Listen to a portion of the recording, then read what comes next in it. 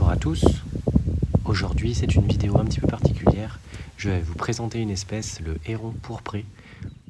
J'en ai repéré un là tout à l'heure, je suis en affût sur ma barque, au milieu du marais de la Brière, juste au-dessus de Nantes.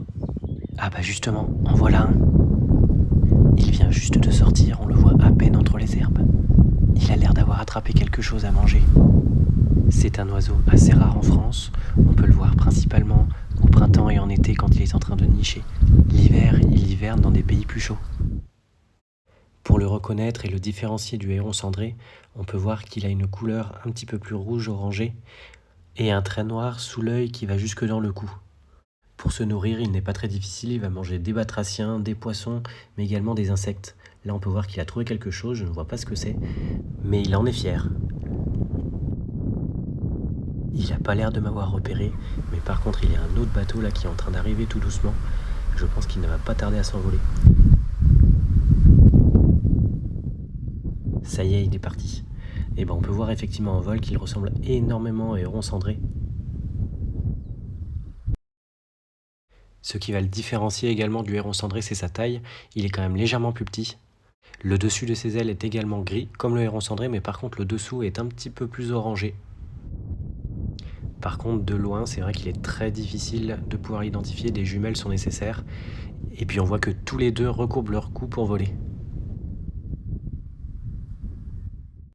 C'est la première fois que je voyais le héron pourpré. Je vais maintenant vous mettre quelques images du héron cendré pour pouvoir faire la différence entre les deux. Ici, je suis en bord de Loire. Le héron ne m'a pas vu non plus, et c'est bien un héron cendré cette fois-ci.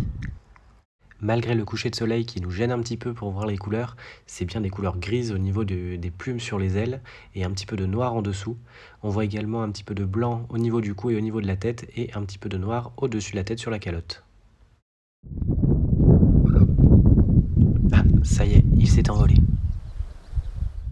Si on se rapproche un peu, on peut voir qu'il y a un petit peu de bleu sous l'œil et il a une petite huppe que l'on voit de temps en temps, une huppe noire au-dessus de la tête. Une grosse différence également avec le héron pourpré, c'est sa taille, il est beaucoup plus massif. Et contrairement au héron pourpré, c'est un oiseau que l'on peut voir toute l'année en France, il n'est pas rare du tout, on peut le voir au niveau des cours d'eau, mais également dans des champs. Ça sera tout pour cette vidéo de présentation du héron pourpré et du héron cendré. Je vous mets à la suite 2 photos, à vous de deviner qui est qui. Vous pouvez mettre vos réponses dans les commentaires. Je vous souhaite une bonne journée et je vous dis à bientôt dans une nouvelle vidéo.